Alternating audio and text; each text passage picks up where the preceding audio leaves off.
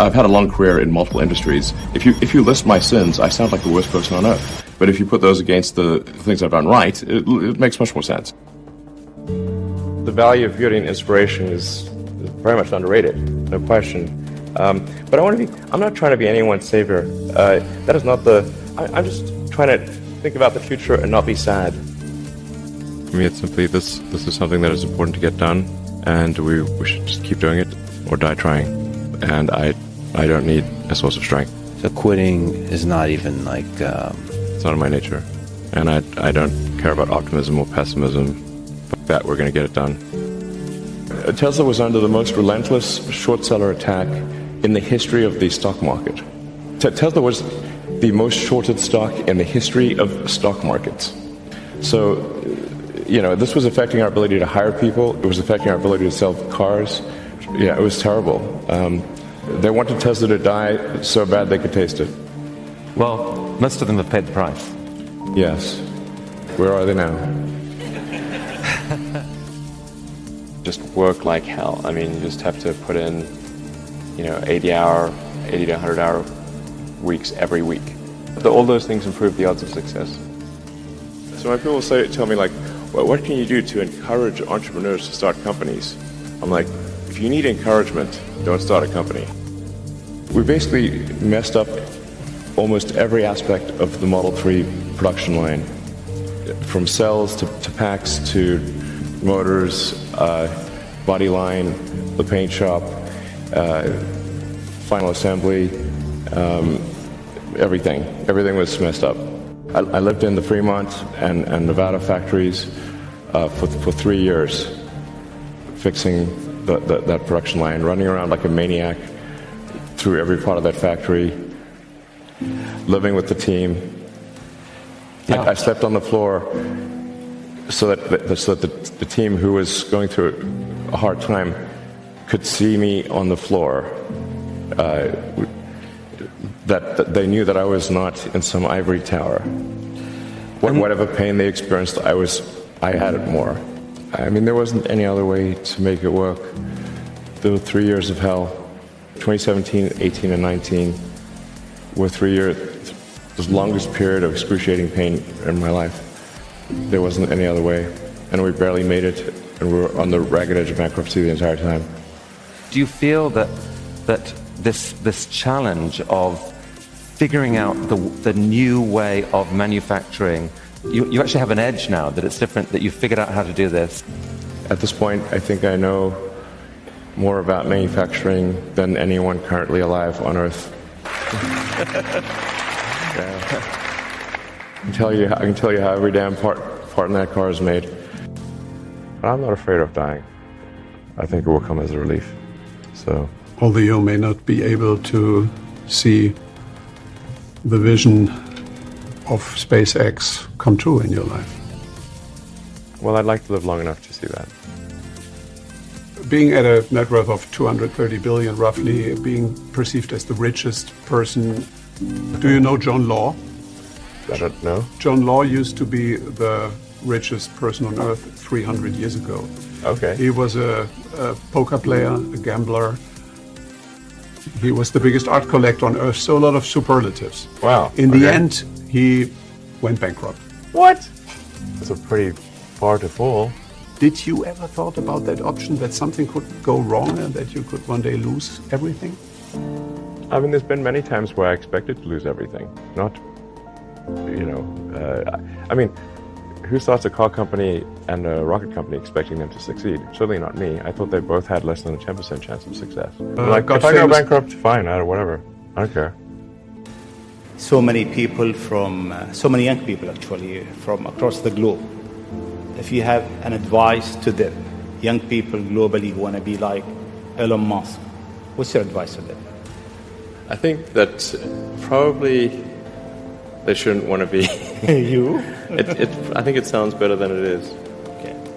Yeah, it's not as much fun being me as you'd think. It could be worse for sure.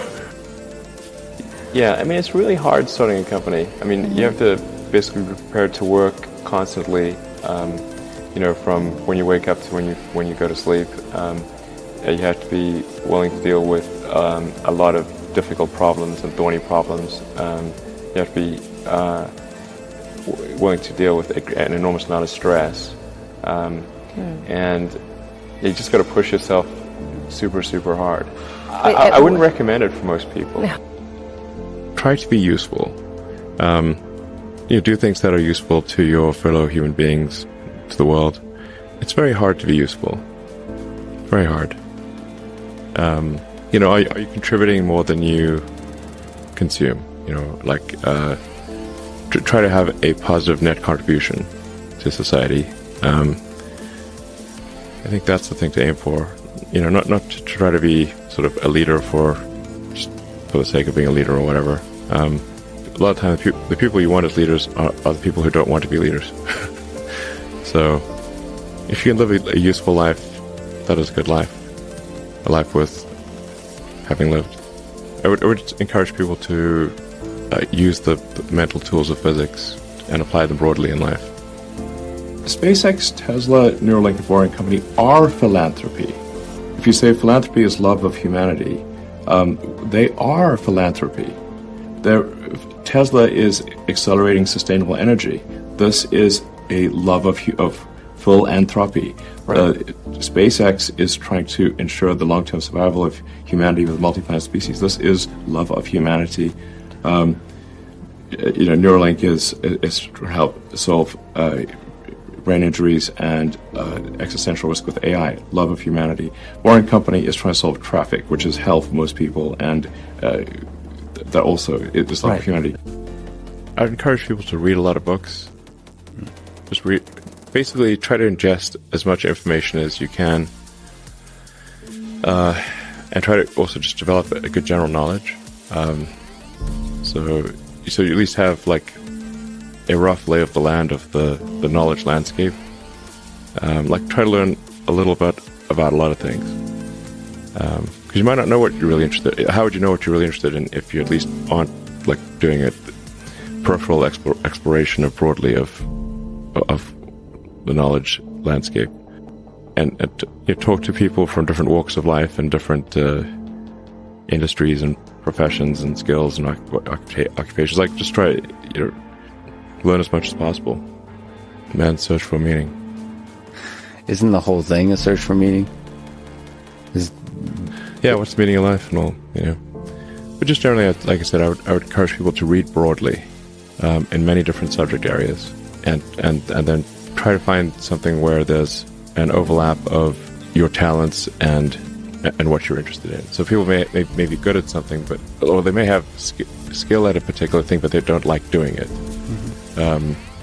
So you want to try to find a thing where that's a good combination of the things that you're inherently good at, but you also like doing. When you had that third failure in a row, did you think, I need to pack this in? Never. Why not? I don't ever give up. I mean, I'd have to be dead or completely incapacitated. Essentially, the longer you do anything, the more mistakes that you will make cumulatively, which if you sum up those mistakes will sound like I'm the worst predictor ever. But for example, for Tesla vehicle growth, I said I think we'll do 50%, and we've done 80%. Yes. But they don't mention that one. I'm not sure what my exact track record is on predictions. They're more optimistic than pessimistic, but they're not all optimistic. Some of them are exceeded, probably more are later, but they do come true. It's very rare that they do not come true. I mean, I don't aim to disrupt for the sake of disrupting. It's more like there's thinking about what set of actions are most likely to lead to a better future. And so, in order one of the things, obviously, in order for humanity to have a compelling future for civilization, is that we must have a clear path to a sustainable energy future. That's one of the things that I think everyone would agree with. I'm not someone who would tend to sort of demonize oil and gas, to be clear. This is necessary right now, or civilization could not function. So I do think we actually need, and actually at this time, I think we actually need more oil and gas, not less. But simultaneously moving as fast as we can to a sustainable energy economy. I was living in the factory in Fremont and the one in Nevada for 3 years straight. That was my primary residence. Not kidding, literally. Did you keep the couch? I actually slept in a couch at one point in a tent on the roof. And then, but for a while there, I was just sleeping under my desk, which is out in the open in the factory, and for an important reason. And it was damn uncomfortable sleeping on that floor. And always, when I woke up, I'd smell like metal dust. Yeah, but actually, I stopped using the couch because there's a little conference room and a couch there. I stopped using the couch. I just slept on the floor under my desk, so during shift change, the entire team could see me. And this is important because, like, you know, the team, if they think that the sort of their leader is off somewhere having a good time, you know, drinking Mai Tais on a tropical island, the thing is that since the team could see me sleeping on the floor during shift change, with nothing, they knew I was there, and that made a huge difference. And then they gave it their all. What kind of characteristics does an entrepreneur need or have to be someone like you? Well, I think certainly you need to be very driven and have a high pain threshold. Elon, you are reported by Forbes and everyone else as now, you know, the world's richest person. That's not a sovereign. You know, I think it's fair to say that if somebody is like the king or de facto king of a country, they're wealthier than I am. So, but it's just harder to measure. But what people do, so $300 billion, I mean, your net worth on any given day is rising or falling by several $1 billion. How insane, how insane is bonkers, that? Yeah. I mean, how do you handle that psychologically? There aren't many people in the world who have to even think about that. I actually don't think about that too much, but the thing that is actually more difficult, and that does make sleeping difficult, is that you know, every good hour or even minute of thinking about Tesla and SpaceX has such a big effect on the company that I really try to work as much as possible, you know, to the edge of sanity, basically, because Tesla's getting to the point where probably will get to the point later this year where every high quality minute of thinking is $1 million to impact on Tesla. One of the biggest mistakes people generally make, and I'm guilty of it too, is wishful thinking. You know, like, you want something to be true even if it isn't true. And so you ignore the things that, you ignore the real truth because of what you want to be true. This is a very difficult trap to avoid. And like I said, certainly one that I find myself in having problems with. But if you just take that approach of you're always to some degree wrong and your goal is to be less wrong. So a challenge for entrepreneurs is to say, well, what's the difference between really believing in your ideals and sticking to them versus pursuing some unrealistic dream that doesn't actually have merit? And that is a really difficult thing to tell. Can you tell the difference between those two things? Right. You know, so you need to be sort of very rigorous in your self-analysis. You guys are the magicians of the 21st century. You know, don't let anything hold you back. Imagination is the limit, and go out there and create some magic. What Elon has to say about how he takes risks. Anyway, I literally just try to use a scientific method, frankly, and you know, consider the you know, what is the importance of the outcome, and what is one risking in order to achieve that outcome. And but like I said, if the outcome is important enough, even if the probability of success is low, one must, I think, still do it. In my view, you know, some things are very important in order to have a good future, and if we don't do them, well, then we're in big trouble. And so, and then how much of a risk really is it? Because if we don't take those actions, we won't have a good future. And I think the riskiest thing would be no action. Put a lot of stock and certainly have a lot of respect for someone who puts in an honest day's work to do useful things. And just generally to have like not a zero-sum mindset, or like have more of a grow the pie mindset. Like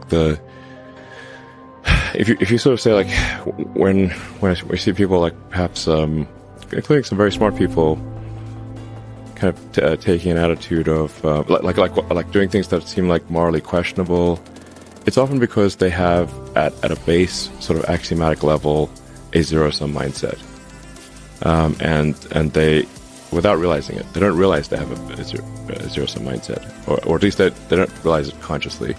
And so if you have a zero-sum mindset, then the only way to get ahead is by taking things from others. If it's like if the pie is fixed, then the only way to have more pie is to take someone else's pie. But this is false. Like obviously the pie has grown dramatically over time, the economic pie. So in reality, you can have so overuse this analogy. You can have there's a lot of pie. Yeah, pie is not fixed. Yes. So you really want to make sure you're not operating without realizing it from a zero-sum mindset, where the only way to get ahead is to take things from others. Then that's going to result in you trying to take things from others, which is not good. It's much better to work on adding to the economic pie. So when I interview somebody, my interview question is always the same. I said, tell me the story of your life and the decisions that you made along the way and why you made them. And also tell me about some of the most difficult problems you worked on and how you solved them. And that question I think is very important, because the people that really solved the problem, they know exactly how they solved it. They know the little details. And the people that pretended to solve the problem, they can maybe go one level and then they get stuck. Are you happy at the moment? I think there's degrees of love, but certainly for one to be fully happy, I think you have to be happy in work and happy in love. Well, I suppose I'm medium happy. There are degrees of happiness. Can love for projects, for work, compensate love among people? I think love of work, in my experience, could at best make one halfway happy. What was your biggest challenge in life? One of the biggest challenges, I think, is making sure you have a corrective feedback loop, and then maintaining that corrective feedback loop over time, even when people want to tell you exactly what you want to hear. Okay. That's very difficult.